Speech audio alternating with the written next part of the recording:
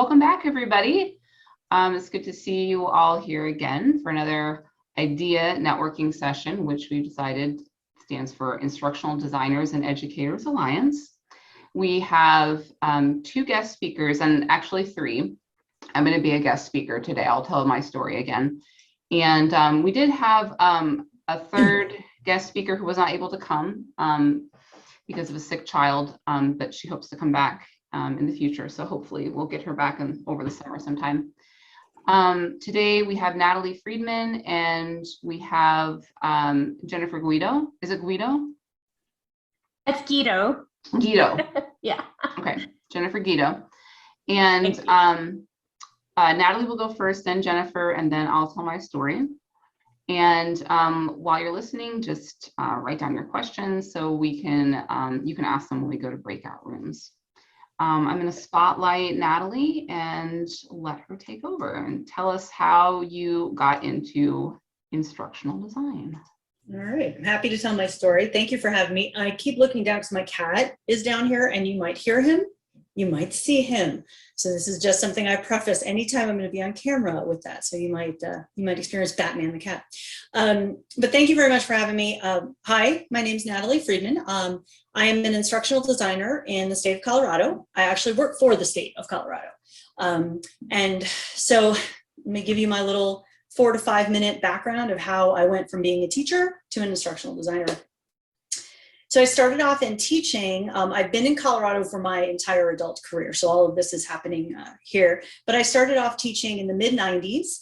I was an elementary school teacher, so I had my K-6 license in the state. I actually started off teaching kindergarten, but I've also taught other grades throughout elementary.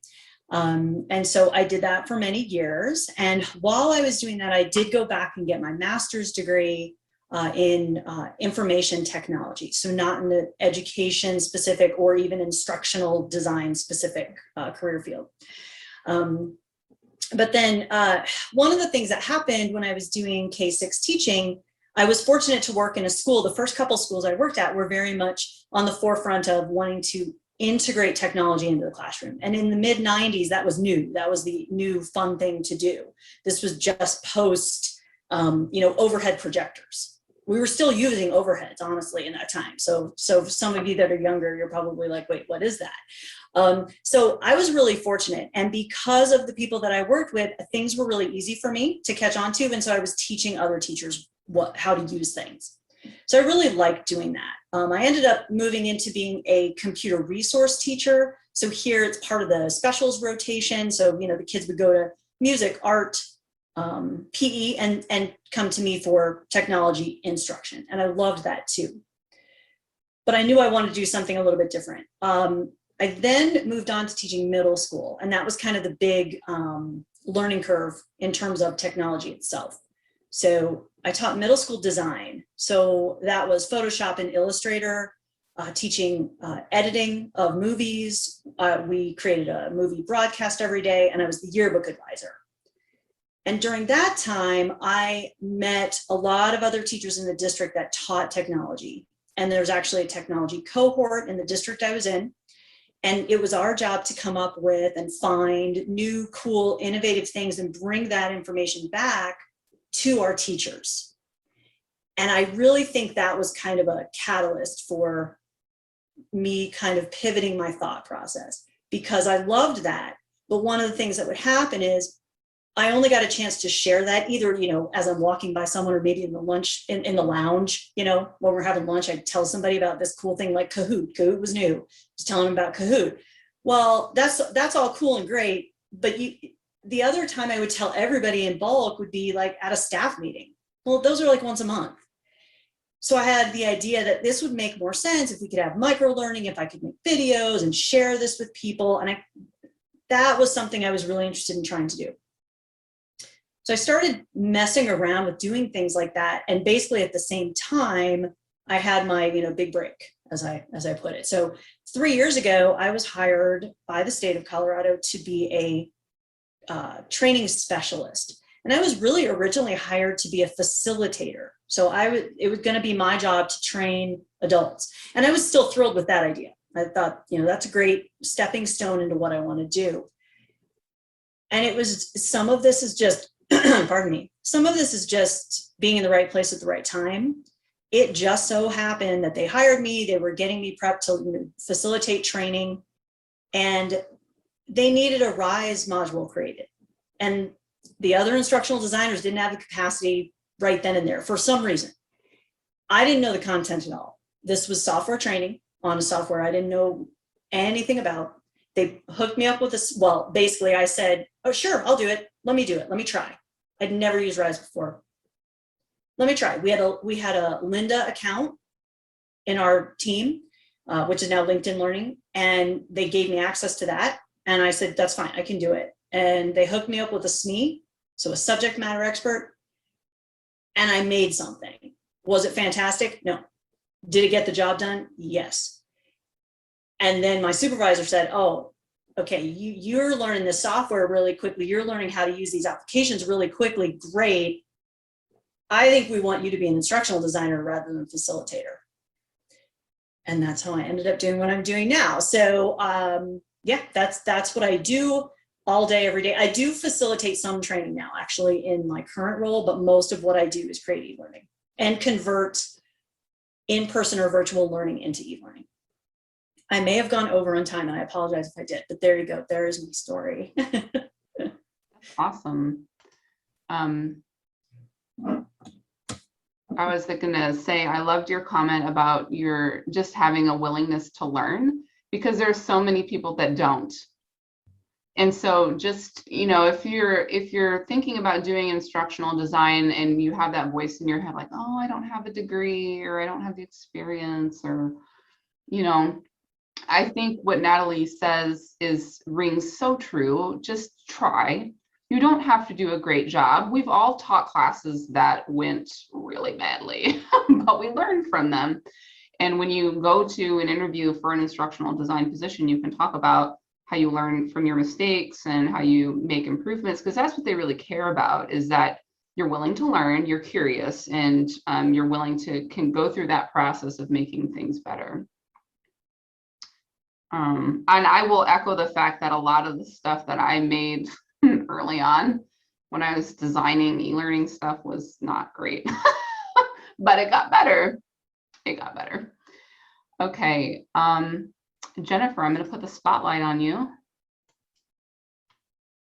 It's all up to you. All right, can you hear me? Yes. Okay, awesome. So hi, my name is Jennifer Guido, and thank you so much for having me today. So let me set my timer here so I don't go over time. That's actually something that it was an opportunity when I was teaching, and I would always get real nervous and anxious when I would get observed, like, oh my gosh, I got to stay within 45 minutes. So, oh, I really got to keep to my little time blocks here. So that was always an anxiety creator for me. Just a little bit about me. I always wanted to be a teacher from when I was a kid. I just kind of took the long route to get there. So teaching is actually my third career, believe it or not. So right out of high school, I was in the military. I joined the Air Force. I was there for 6 years, was a medic. I just want to mention that when you're in the military, you take a lot of computer-based trainings, or at least I did. So I distinctly remember that part of being in the Air Force, in addition to all the other experiences. But when it came to the learning part, all of the correspondence courses and the CBTs, it's like, that was a part of my experience. So after I left the Air Force, I was a claims adjuster for about 8 years for a company called USAA. And this company specifically serves military communities, like military members and their families. So in that role, I was actually a casualty claims adjuster. So I used my medical background to manage claims and help people file claims for auto accidents and whatnot. So I was pulling from my previous experience as a medic to do that job. But in that role, I also had experiences with computer-based training. You had to learn how to work the system. You had to learn the scenarios, like how to do this or that, how to deal with certain claims. So that was like, okay, yeah, I had that experience. Then I decided I want to go back to school and do what I always wanted to do so that way I could become a teacher. So I did, went to school, and I graduated in 2015, went right to the classroom. It was like, yes, this is what I want to do. So I did that. I was in the classroom. I taught 3rd grade and 4th grade. I taught for a total of 4.5 years. And I say 4.5 because I started like in the middle of one school year. So the reason why I guess for my transition, it was kind of like not intentional, but it was definitely, I feel like it was meant to be for me, because when I came on as a teacher, that's the time that Texas was implementing the technology standards. They call them the TEAK, so Texas Essential Knowledge and Skills, and they want students to become more proficient when it comes to digital literacy and learning with technology. So I was like, okay, this is awesome, you know, but I need to become like, I like technology and all, but I need to be a better educator. So I decided to go back to school to get my master's. And UTSA here in San Antonio offers a program for instructional technology. So I joined that program, and it was in that program that I learned about instructional design, specifically for adult learners. And it made me think back to my experience in the military with those CVTs, and my experience as a claims adjuster with those CVTs and all of those trainings that I had to go through. I'm like, you know, I remember thinking when I was sitting there on that end as an audience member, like I would have done this better. Like I would have created this better. If it was me, I probably would have done this a little differently. And it really caught my interest, the whole notion of learner-centered design for adults, and virtual learning and teaching, and integration of technologies, authoring tools, which I had no clue, because I was coming from the classroom at the time. I was like, oh, it was all like at the paper and writing lesson plans, and yeah, I was using technology, but not like the way that it was being presented to me, like as possibilities in the program. So I decided, well, I need to test this out and see if this is something that I really want to do, because I always wanted to be a teacher, and I took all this, like, I made all this effort to be a teacher, and I love what I'm doing, but I need to try it on for size. So I decided to do an internship in the last year that I taught. I changed roles, so I was like a computer teacher that last year. So that allowed me that time to be able to intern. I interned, I loved it. So it was from that spring to summer to fall, that next school year, I left the classroom and I started my position as an instructional designer full-time for the company I work now, which is HEB. So that's how I became an instructional designer. That's awesome. All right.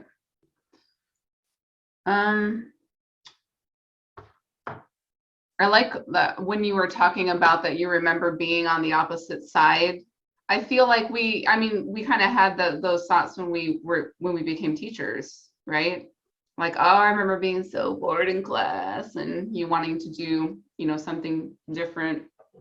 I think that the same is true for the instructional design position. Okay, so I will talk about my experience. Hopefully, this is new to most of you. So I actually come from the TESOL field, which stands for Teachers of English to Speakers of Other Languages. I started undergrad thinking I was going to be a French teacher and did a year of that and was like, I don't want to teach French. Why am I doing this? And at the same time, I got super interested in linguistics. So I just changed majors my second week of sophomore year and didn't know what I was going to do with it. I just knew I loved it. And when I was looking at something to do like after undergrad, got to my junior year and I was like, oh my God, I need to have a career.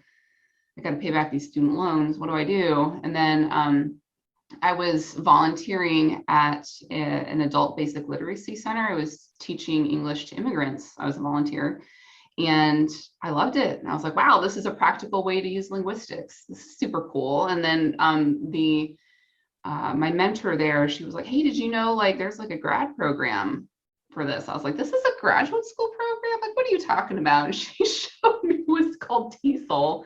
And I was like, oh, be damned. Okay, I got a path. So I did graduate school and I loved it. I was a teaching assistant. I didn't assist anyone. I don't know why they called me an assistant. They gave me a class and were like, go teach these people. You know, at first it was freshman composition. And I was like, I can't believe I'm 24 years old and I'm running this class and grading people's papers. Is this okay? And I was like, all right, they're paying me for it. So I did my graduate school work. And then when I finished, I was basically, I couldn't go into K-12 because I didn't have a teaching license. So I was like, well, I guess I'm doing adult education, and they needed adjuncts at this intensive English program, the same place where I'd been doing my graduate school. So I just kind of hopped on that and wasn't making a ton of money and did that for 5 years and was going nowhere, and international student enrollment was low. So I was like, well, I can't be an adjunct the rest of my life. So what do I do? So I decided to go back to school to get a teaching license in K-12. And I paid my own money. I felt like I was going backward. I was now paying people money so I could teach. So I was like, this doesn't sound right. But I finished that. I got a teaching license and then couldn't get a job because I wasn't licensed in anything besides TESOL. Not science, not reading, nothing. So nobody would hire me. 2011 at this point.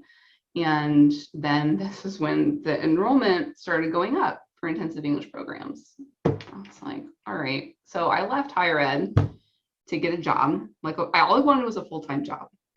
That's all, literally, that was my only, like, I want a full-time job. I just couldn't get it until 2011. It had nothing to do with me. Absolutely nothing to do with me. So I finally got a full-time job and kind of rode that international student enrollment wave for until 2018. I had 2 kids in 2018, and I started seeing that the enrollment numbers were starting to go down. And I was like, shouldn't be concerned here. Like, we just had 400 people and we're down to 200. Like, I was really starting to think. And then I was also thinking about like how sustainable my situation was. I had 2 little kids, a 3-year-old and I had a newborn. And I was working insane hours, and I could not do the weekends and the evenings anymore. I just could not. You know, my kids didn't deserve that. My husband didn't deserve that. You know, a lot of factors kind of came together, and I was just like, I don't know what to do, but I have to start making plans. So I found out that there was a technology enhanced learning certificate that my university offered, and I started taking those classes.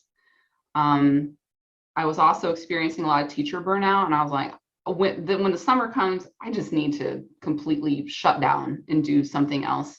So I started a YouTube channel with my husband. It is related. This isn't just totally off. I didn't know really how to do video editing, but I was like, I can figure that out. This is the willingness to learn, Natalie, right? Like, I was like, I don't know how to do it, but I really want to make this happen because my husband is an amazing cook, and he has not just like I can cook a recipe, like he knows the technique and the chemistry, and he approaches it from an engineer's perspective. So I was like, I really think we need to do this. Yeah, we have a 6-month-old baby, but like I have the summer, so let's do this. So I learned how to do video editing by myself. And then when it came time for when I was done with that graduate certificate, I started looking at jobs, and I didn't know instructional design was a thing. I just went into Glassdoor and was like, education, learning, you know, and stuff like that. And all these jobs came out. I was like, what is this instructional designer thing? That sounds really a lot easier than what I'm currently doing because it's not actually implementing instruction I was like, I could do that. Like, you know, so my search began in earnest spring 2019. I had a couple interviews. I didn't get the first serious job. I went on an interview, got all the way to the end and didn't get it. But that job was a very product focused job. It was for a publisher, and it's kind of a blessing in disguise, because it's a really tough time for publishing right now in a pandemic. And plus it is a little more removed from the learner. So the job I ended up at, I'm at a community college and I work in their e-learning division in media production. So there's the video editing. I did not know that was going to be the thing that they were interested in, but they were looking for somebody to join their e-learning team, not as an instructional designer, but as someone who could create media for instruction. I was like, dude, I've been doing this. I'm like, okay. So I put that out there. Like, you never really know what skills you acquire along the way that are going to be super helpful. And like Natalie said, it's that willingness to try and fail and have that be okay, and say that and be like, I tried the software and it was really tough, or I didn't like that about it, and just be honest and open. And I think that people really do enjoy hearing that in interviews. So I'm happy to answer more questions about that if you want to join my breakout room. Okay, welcome back, everybody. So this is your chance to ask questions before I forget, because I very well might.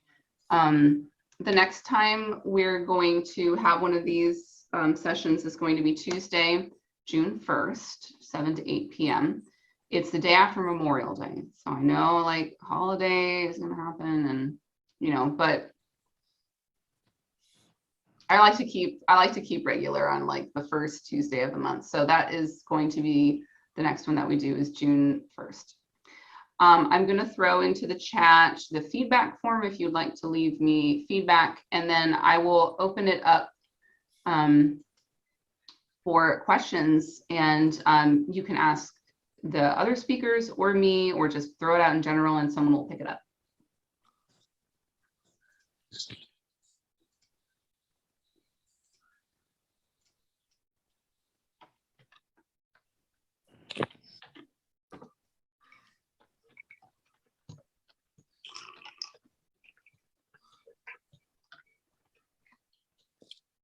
No question.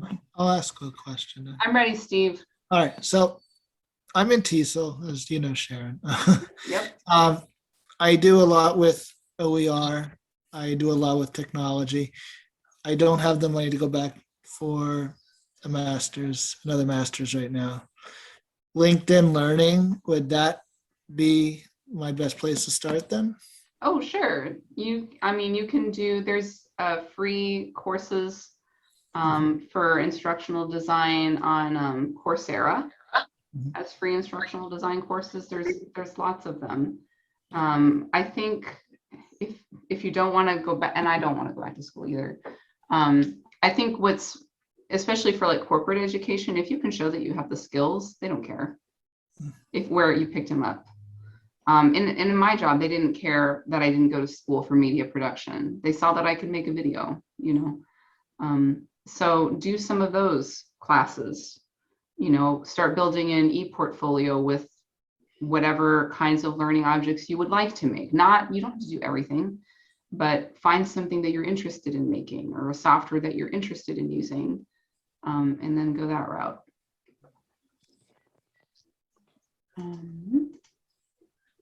Other questions? I think I just wanted to speak to what Stephen was asking about. I'm trying to make the switch myself, but learning without going back to school and such, the same thing. And I've picked up that the tools are very, like, you can learn them and that's fine wherever you get them. It also seems important to have, if you want to go to corporate, away from a university or away from an education space, it also seems important to understand the different lingo. like, Yeah.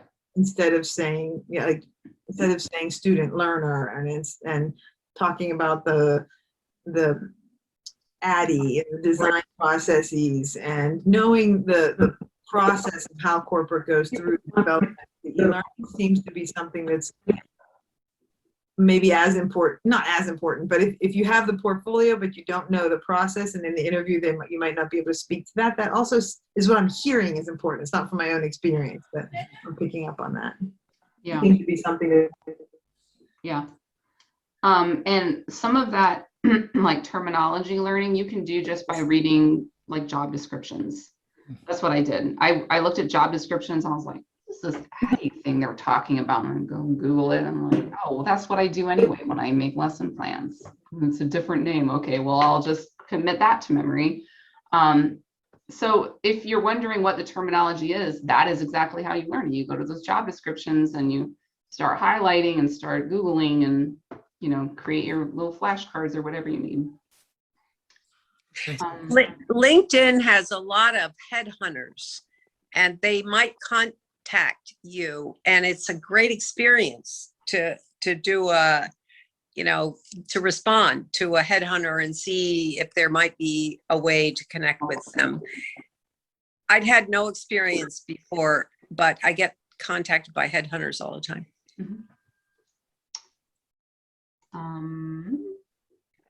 Other questions? And maybe ask Liz, what do you put on your LinkedIn site that gets you contacted by headhunters? I'm curious. Yeah, you got those. I mean, they have these, it's not keywords, I don't know what it's called, but you put, you know, like, I want to be contacted about jobs. In my case, I put international, coaching, teacher education.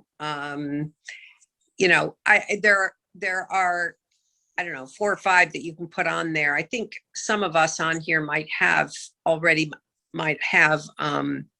LinkedIn accounts, but I turned on the job thing just for fun to see what would come. And I get a lot. I mean, more than I can respond to.